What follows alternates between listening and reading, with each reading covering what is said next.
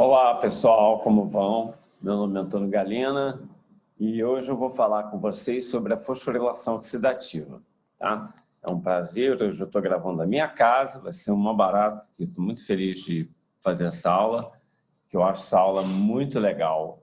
É uma das que eu realmente mais gosto, é uma das mais difíceis, mas a essência dela eu vou tentar torná-la fácil para vocês. Tá bom? Então, deixa eu dividir aqui para a gente começar a poder, então, falar sobre a aula que eu batizei aqui no meu slide de aula 5, fosforilação oxidativa e a teoria quimiosmótica.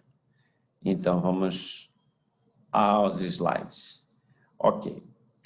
Então, até onde a gente tem visto a aula, a gente estava chegando à conclusão que, na verdade, a energia estava ficando acumulada sob forma, né, de equivalentes redutores, na forma de NAD reduzido, NADH, e FADH2, equivalentes redutores, que capturam, são carreadores de elétron. Né? Eu acho que isso já esteja claro.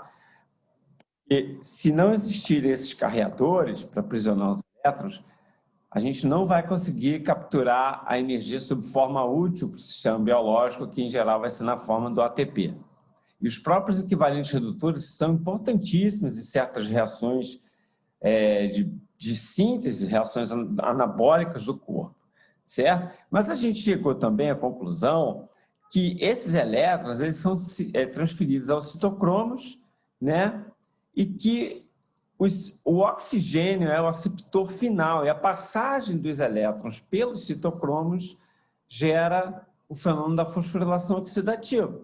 Então, durante muito tempo, o que se procurou fazer, e depois que se descobriu nos achados do Leininger, que a fosforilação oxidativa ela acontecia nas mitocôndrias, olhando a estrutura da mitocôndria, o pessoal começou a tentar buscar nessas estruturas qual composto de alta energia seria usado. Vocês lembram lá da glicólise, né? E do próprio ciclo de Krebs, que existem intermediários fosfanidro de alta energia, de energia igual ou superior ao ATP, que poderiam ser usados para fazer o ATP, sintetizar o ATP. Então, são fosfanidros de alta energia, ligações semelhantes a fosfanidros e próprio ligações do tipo tioéster, que são aquelas que acontecem no acetil-CoA e no succinil-CoA.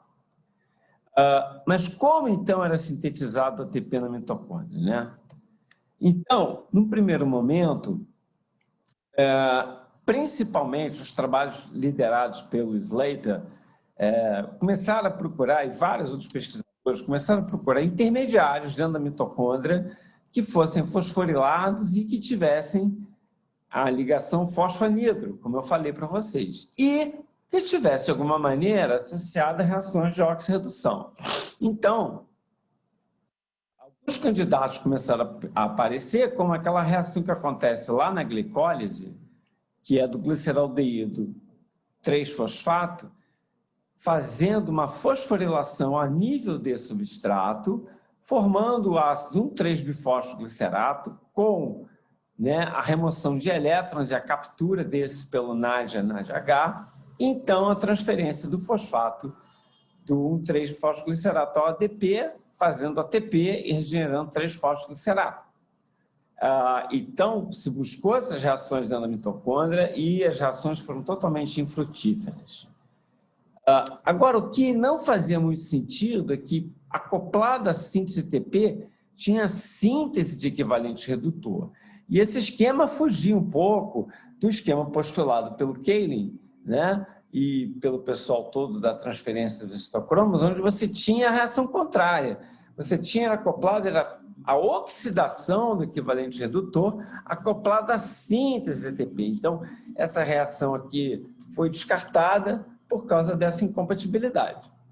Uma outra reação, também de fosforilação ao nível desse substrato, é esse exemplo 2, onde era aquela ligação que eu falei para vocês, que é a ligação tioéster, né?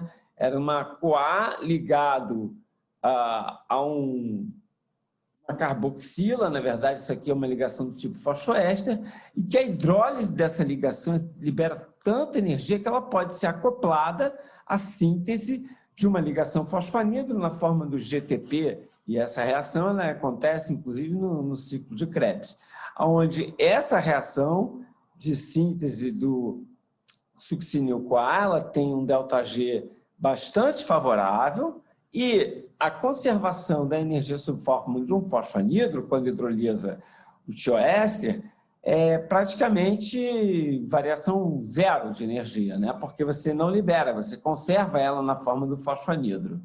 Então, hidrolisou e liberou e conservou a energia. Então, dessa maneira, essa reação seria impulsionadora da síntese ATP e por muito tempo se achou que succinil-CoA poderia ser o transmediário de alta energia. Mas aqui também temos esse problema, quer dizer, a gente tinha NADH acoplada à síntese de GTP, o fosfanidro. Portanto, uma reação contrária ao esquema dos citocromos, onde há a oxidação do NADH, fazendo NAD oxidado, e a formação de fosfanidro, quer dizer, também estava incompatível com a fosforilação oxidativa, em que pese que, de fato, essa reação acontece na mitocôndria. Mas esse esquema não estava direito, não estava explicando tudo. E ainda tem um experimento que foi importante na década de 40, nos anos 40 e 48, um pouquinho antes do Leininger mostrar que a mitocôndria fazia ATP, era o lugar da fosforilação oxidativa, que era o seguinte: preparações de mitocôndria frescas isoladas, quando colocadas para respirar, mitocôndrias hepáticas, quando colocadas para respirar na presença de um substrato oxidável, como glutamato, por exemplo, então havia consumo de oxigênio, né, fazendo água, e havia acoplada a síntese de ATP, fosforilação oxidativa, captação do fosfato para fazer fosfanidro, de modo que essa relação dava alguma coisa em torno de 2,2. Entretanto, certas substâncias que foram descritas naquela época, como ácidos orgânicos fracos e hidrofóbicos, preste atenção, hidrofóbicos, eles são capazes de desacoplar a síntese de ATP do consumo de oxigênio. Reparem que a quantidade de oxigênio é praticamente a mesma consumida, mas não ocorre a síntese do fosfanidro, de modo que essa relação cai. Fosfato-oxigênio cai. Certo? Essa substância, como eu falei para vocês, era um anel aromático, né, associado a dois grupamentos nitro, deixando a hidroxila com um caráter ácido. Então, essa hidroxila pode perder próton e ligar próton. E essa molécula é bastante hidrofóbica e, portanto, solúveis em ambientes hidrofóbicos ou com pouca água, como, por exemplo, membranas biológicas. Ok?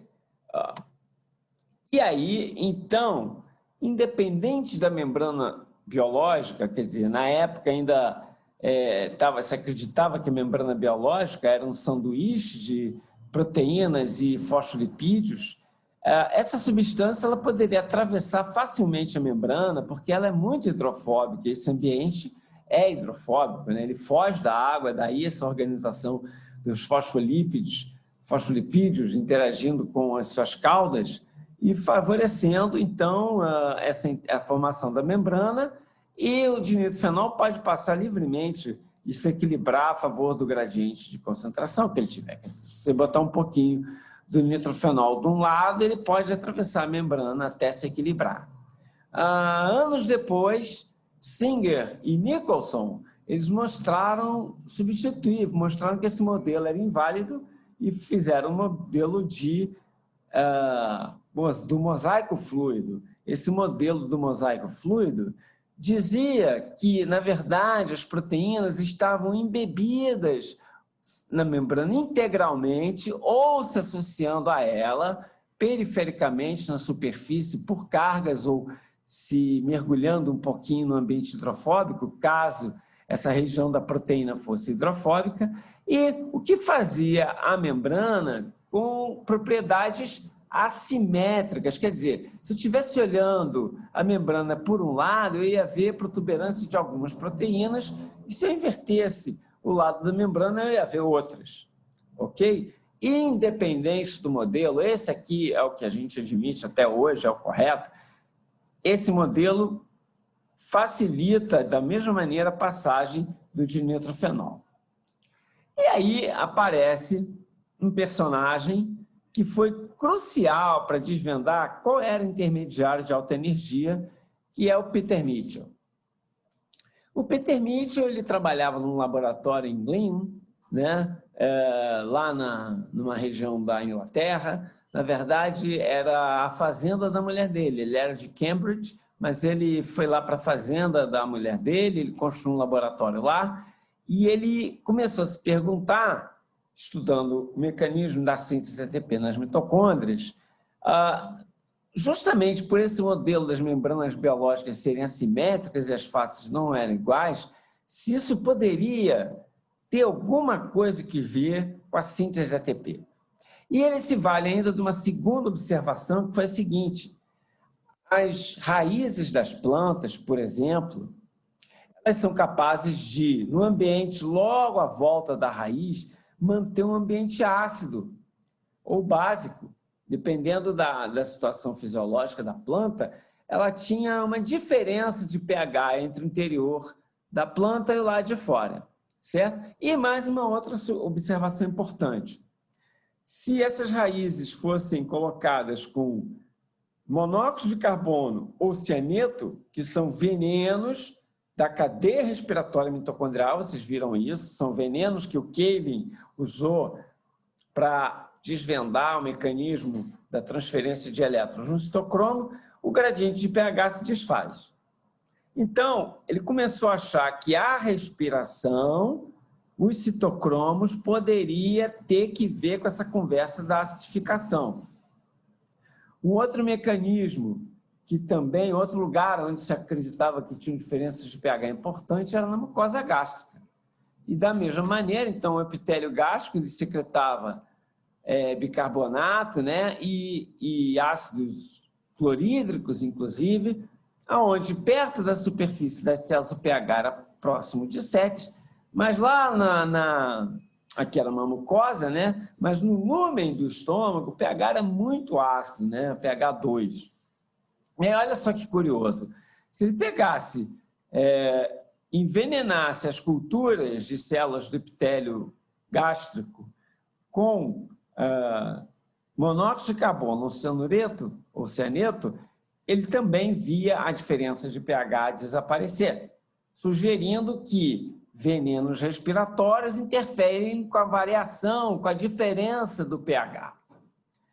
E aí, também, outra coisa que era importante, que além do pH, se você fosse medir carga elétrica, diferença elétrica, você observava que nas membranas extracelulares tinham diferenças de carga elétrica. A plasmamembrana, por exemplo, tinha uma diferença onde o interior da célula ele é sempre negativo e o lado de fora positivo, numa diferença que é em torno de 70 milivolts. Isso aqui é a média, né?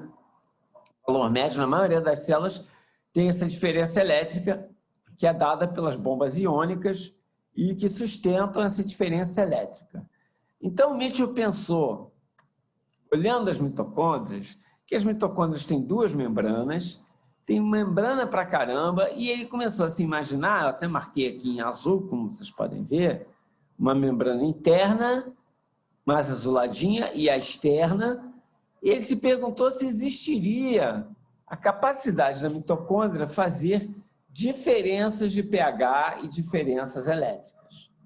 Bom, então, vamos aguardar para o próximo vídeo, onde a gente vai, então, descrever o que de fato está acontecendo nesse processo. Okay? Então, vamos parar por aqui e vamos continuar num segundo vídeo. Ok?